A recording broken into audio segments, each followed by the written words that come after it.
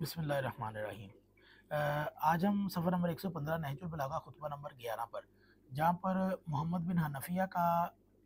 یعنی کہ اس خطبے میں حضرت علی نے اپنے بیٹے محمد بن حنفیہ کو علم دیا تو کیا فرمایا؟ جب جنگ جمل میں علم اپنے فرزند محمد بن حنفیہ کو دیا تو فرمایا پہاڑ جگہ چھوڑ دے، تم اپنی جگہ سے نہ ہٹنا، اپنے دانتوں کو بیچ لینا، اپنے کاسہ اور سر اللہ کی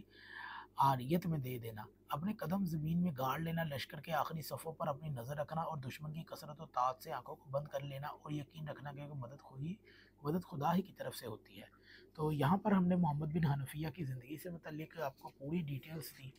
تو اس کے لیے آپ اسے پچھلی ویڈیو دیکھ سکتے ہیں۔ تو یہ جمل کے وقت حضرت علی نے علم محمد بن حنفیہ کو دیا۔ جب جنگ جمل میں محمد بن حنفیہ کو میدان کی طرف بیچا تو ان سے فرمایا بیٹا کوہ عزم و ثبات بن کر دشمن کے سامنے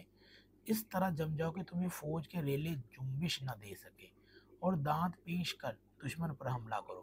کیونکہ دانت پر دانت جما لینے سے سر کے اعصاب میں تناؤ پیدا ہو جاتا ہے، جس سے تلوار کا وار اچٹ جاتا ہے، جیسا کہ دوسرے مقام پر فرمایا دانتوں کو بھینچ لو اور اس سے تلوار کی دھار سے اچٹ جاتی ہے۔ پھر فرمایا کہ بیٹا اپنا سر اللہ کو عاریت دے دو تاکہ اس حیات فانی کے بدلے حیات باقی حاصل کر سکو، کیونکہ عاریت دی ہوئی چیز کو واپس لینے کا حق ہوتا ہے، لہذا جان سے بے نیاز ہو کر لڑو، اور یوں بھی اگر خیال جان میں اٹکا رہے گا تو مہلکوں میں قدم رکھنے سے ہچکچاؤ گے، جس سے تمہاری شجاعت پر حرف آئے گا، اور دیکھو اپنے قدم کو ڈگمگانے نہ دو،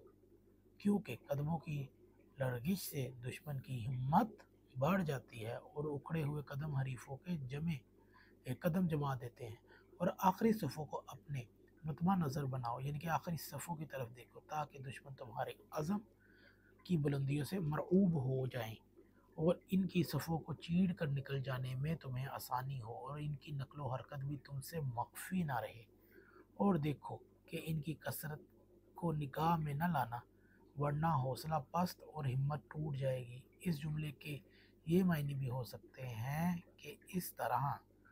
آنکھیں پھاڑ کر نہ دیکھنا کہ ہتھیاروں کی چمک دھمک نگاہوں میں خیرگی پیدا کر دے اور دشمن اس سے فائدہ اٹھا کر وار کر بیٹھیں، اور اس چیز کو ہمیشہ اپنے پیش نظر رکھو کہ فتح و کامرانی اللہ کی طرف سے ہے، اگر اللہ نے تمہاری مدد کی تو پھر کوئی تم پر غالب نہیں آ سکتا، لہذا مادی اسباب پر بھروسہ کرنے کے بجائے اس کی تائید و نصرت کا سہارا ڈھونڈو۔ تو یہ تھا خطبہ نمبر